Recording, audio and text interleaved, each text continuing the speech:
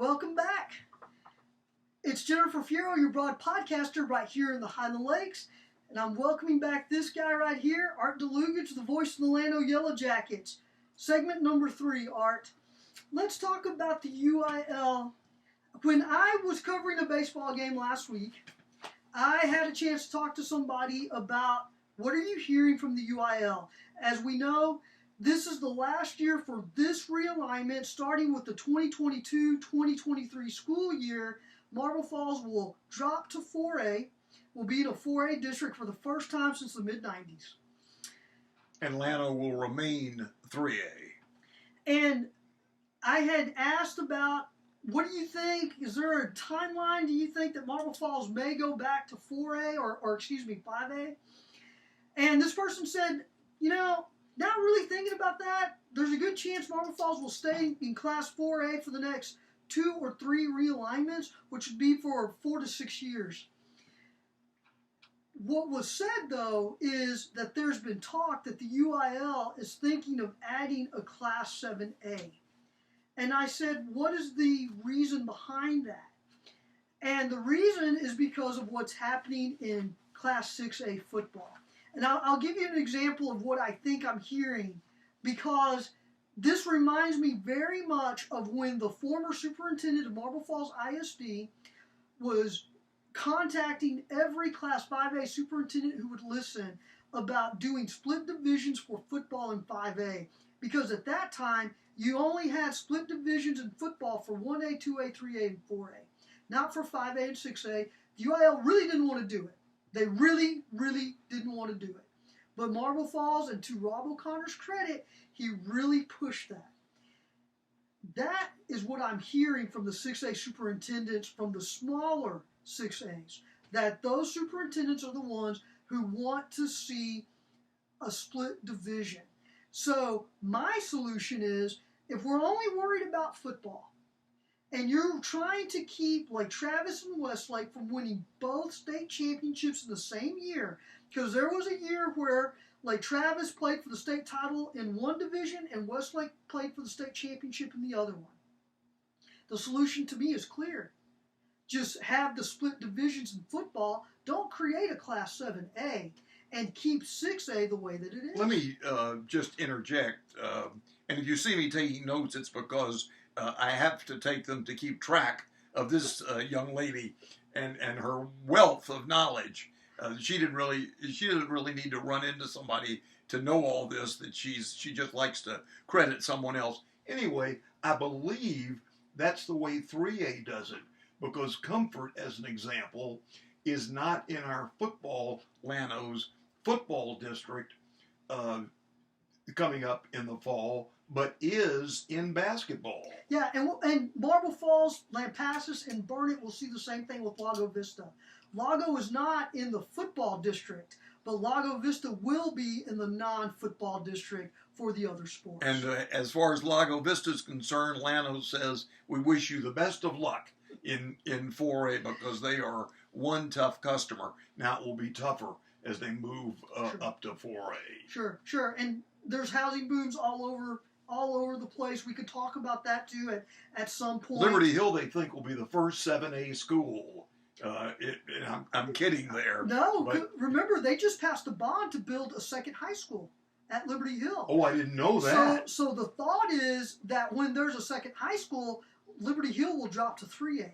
Oh my goodness, this is the worst news I've ever heard. Not to break your heart over here. They've beaten Llano's butts all over the place, with all due respect to our young men and coaches. They have had some terrific teams. 2-time state champion in football, yes. 05-06, I believe, with Jerry Vance as the head coach. And then, so they have really always been a great competitor. And played for back-to-back 5A state championships. So I'm sorry? Liberty Hills has played for back-to-back 5A state championships, yes. Division II, the last couple of years. And I will say that I hope that if this high school takes long enough to be built, I probably won't have to worry about it when they have the opening day. So have they broken ground? No, they haven't. And to be honest, I have not followed Liberty Hill ISD. I've just heard that as part of the bond the last bond that they passed, there was a high school that was part of that to build a second high school. And you're certainly aware of this, that there's always arguments that when you split the school, such as Liberty Hill, a lot of people complain because then they lose a lot of their athletes. I'm not saying, and you know who's waving? I'm not saying right or wrong. And you know who's waving at Liberty Hill? Bernie High and Bernie Champion. Okay. The same Bernie ISD that just sent 3 soccer teams to the state tournament. One Bernie Champion team and both Bernie High School soccer teams. They just sent 3. So Bernie Champion waves to Liberty Hill. And again, because when I was working at Bernie, I would hear that from their superintendent. They wanted to build a second high school, but they did not want to split the athletic department. And that didn't happen. Well, neither school has missed a beat. They've both been highly successful in what they're doing. I've certainly followed Champion over the years more than Bernie, and yes, it seems like they're both doing well. Mm-hmm.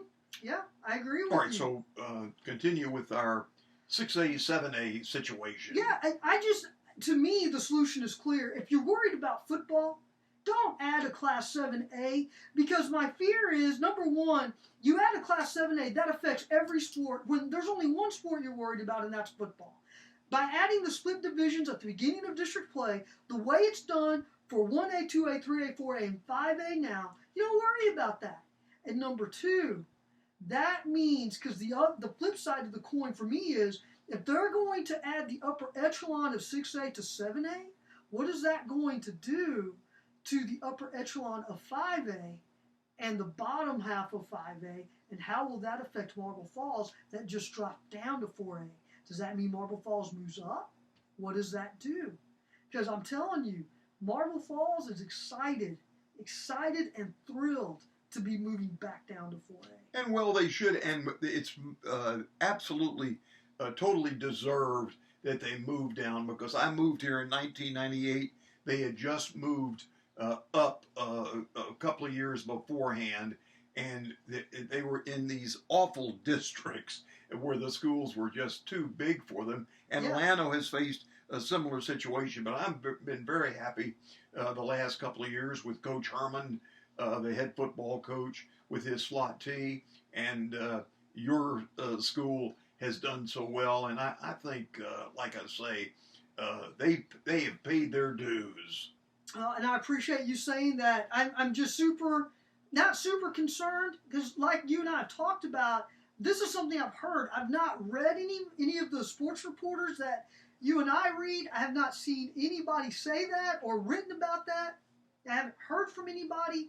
But this is something that during the summer, when things really start to slow down in a few weeks, I'll make some calls and I'll find out. And if there's something there, I'll write about it at TexasChalkTalk.com. You can always find all of the stories that we're talking about and more on that website. And if you are one of those who gets that call, let me tell you, hopefully you don't have plans for about the next hour or so, because she will not let you off the phone. I make no apologies for being a good sports reporter. And she is the best. My best story about her is, real quickly, we can be eating in Chili's, and the third string left tackle can walk into the door from Marble Falls football player, and she will grab his arm and tell him, come over here to sit down. I want to ask you just a question or two. And 30 minutes later, as our food gets cold, he is still there answering questions. Look, this guy does the same thing. Don't believe him. Don't think that I'm the only sports reporter out there who does that. Well, not quite, but we'll leave it at that for now. And I do have one other story to tell about her, but I'll save that for later. Yeah, blackmail, I'm sure. No. You said that there was something that you see happening in football for Class 5A and 6A that you'd like to see the UIL adopt in the other classifications, right? From what I understand, 5A and 6A football district winners get to host. And runner-up, that is true. And the runner-up gets the top two teams from each district. Yes, and I wish they would do that in the lower districts also. I think that's a real good plan to reward the district champion. I know that one district might be tougher than another, but all this scrambling the first week when half the schools make the playoffs, I think is ridiculous. And, I think that you can overcome playing on the road if you're good enough to beat that team. And again, I think first and second deserve that bonus of playing at home. Well, you are right in the sense that if you are good enough, you can be the road team and beat the home team. Marble Falls did that the last 2 years against Brenham. Beat Brenham in Brenham back-to-back years and by district championships. Now, is that just for the first round? Just for the first round. Well, that's a start. Everybody else is at a neutral site. I agree with you. It didn't help Marble Falls the last 2 years because the Mustangs finished third both years. But I will say I agree with your last point that if you're good enough as the visiting team, you should be able to go into somebody else's house and beat them. I think we're out of time. We're going to have to pick this up next week. All right. Thank you for being here. And for Art Dlugach, I'm Jennifer Fierro, your broad podcaster right here in the Highland Lakes. Thanks for tuning in. Don't forget to like, subscribe, and share, and we'll catch you next time.